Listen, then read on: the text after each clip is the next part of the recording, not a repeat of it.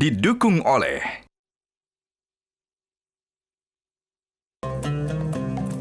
Assalamualaikum pemirsa, Anda menyaksikan Perjalanan Suci. Kami hadirkan informasi terkait berkenaan dengan aktivitas warga negara Indonesia yang berada di Tanah Suci. Dan juga akan hadir liputan-liputan dari tim kami yang berada di Mekah dan juga Madinah. Kita ke informasi pertama pemirsa.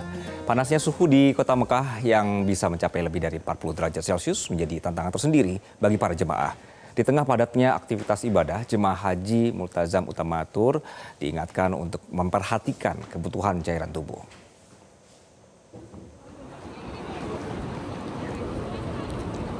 Cuaca panas dan aktivitas berjalan kaki yang cukup panjang membuat tubuh mudah kehilangan cairan. Kurangnya konsumsi air bisa menyebabkan dehidrasi, tubuh lemas hingga beresiko mengganggu kesehatan jemaah selama menjalani ibadah. Dokter pendamping Haji Multazam Utama, Muslim Tajuddin, mengimbau agar jemaah Multazam Utama untuk tidak menunggu haus saat minum. Jadi jemaah harus mengonsumsi air mineral secara rutin dalam jumlah yang cukup setiap hari.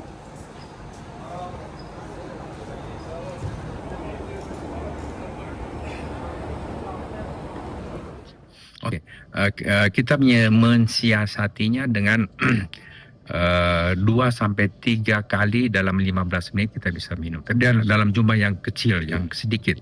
Sehingga jumlah yang masuk ini nggak terlalu banyak. Dan akhirnya nanti yang keluar juga nggak terlalu banyak. Sehingga kita bisa menjaga cairan yang masuk dan cairan yang keluar tetap balance. Walaupun kita sedikit-sedikit tapi sering. Teorinya itu ya 2 sampai 3 kali dalam 15 menit. Malam hari ini menjadi pilihan banyak jemaah haji untuk memadati Masjidil Haram.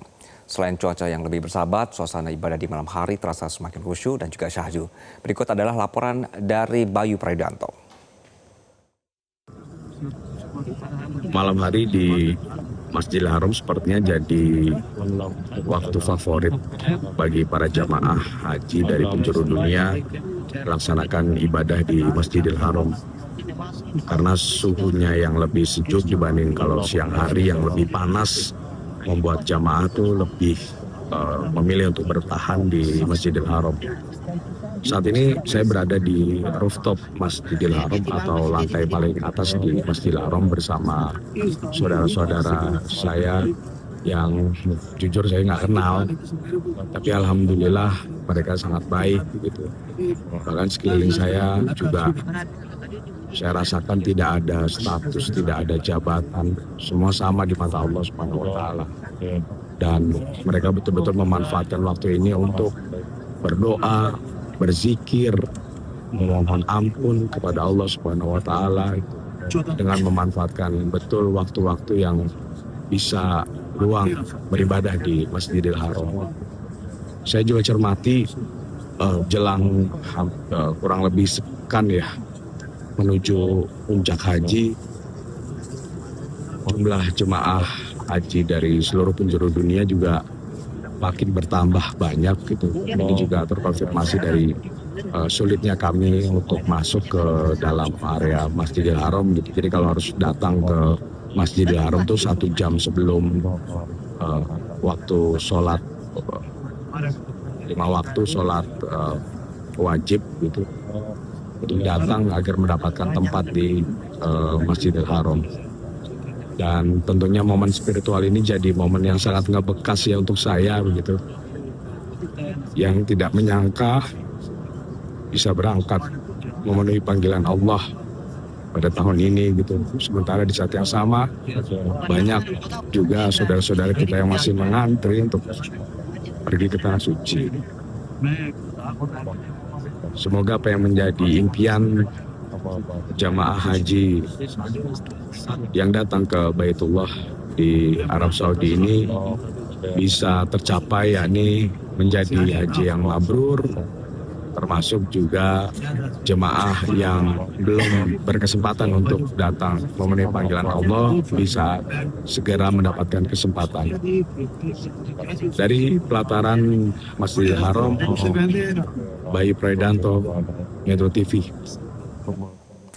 Ya, menjelang puncak ibadah haji di Arafah, Musdalifah, dan Mina, pemirsa, Kementerian Haji dan Umroh terus memperkuat konsolidasi antar petugas haji dan kelompok bimbingan ibadah haji dan umroh. Langkah ini dilakukan untuk membentuk super tim pelayanan jemaah demi menjaga kelancaran dan kekhusyukan ibadah haji. PPIH Daerah Kerja Mekah menggelar konsolidasi besar dengan mengumpulkan petugas sektor, petugas kloter, dan pimpinan KBIHU di Mekah. Kegiatan ini bertujuan menyatukan langkah dalam mengawal jemaah menjelang fase Ar-Muzna. Fokus pembinaan meliputi bimbingan ibadah, pengaturan mobilitas jemaah, serta menjaga kondisi fisik jemaah agar tetap fit menjalani puncak haji. Petugas diingatkan agar seluruh unsur pelayanan berkolaborasi dan tidak berjalan sendiri-sendiri. Kepala Daker Mekah PPIH Arab Saudi, Ihsan Faisal, menegaskan penyelenggaraan haji membutuhkan kerja kolektif dan sinergi antar petugas. Petugas kloter dan KBIHU diminta melebur menjadi satu super tim demi memberikan pelayanan terbaik bagi jemaah.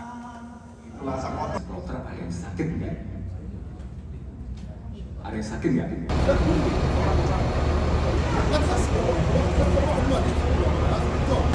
Ibadah haji itu kan tidak bisa dilakukan oleh satu pihak atau satu pihak. Itu perlu dilakukan oleh berbagai unsur, berbagai entitas. Makanya kita ibaratnya itu ada istilah super tim. Jadi kita harus memiliki tim yang super, bukan Superman atau superhero. Jadi tidak ada pihak-pihak yang paling unggul dan sebagainya. Nah, untuk konteks PPIH Kloter, karena yang ada dalam struktur yang diamanahi oleh pemerintah adalah petugas kloter, maka mereka memberikan semacam guide ya, ataupun panduan ya sebagai pimpinan bagi struktur kloter. Ya, pemirsa, simak terus perjalanan suci. Kami akan terus hadirkan informasi terkini berkenaan dengan aktivitas jemaah dan juga laporan-laporan dari tim kami yang berada di Mekah dan juga Madinah. Untuk edisi kali ini saya Anggi Hasibun pamit, sampai jumpa. Assalamualaikum. Metro TV.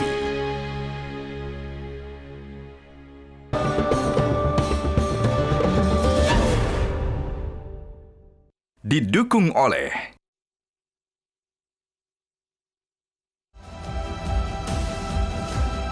Untuk kesempurnaan dan kenyamanan ibadah Anda, pelayanan umroh dan haji yang prima dan handal, tata laksana ibadah sesuai Al-Quran dan Sunnah Rasul, menawarkan sistem kekeluargaan, amanah, informatif, peduli yang tulus.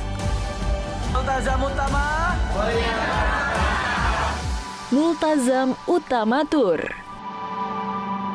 Jelajahi cara baru mendapatkan informasi. Download Metro TV Extend sekarang.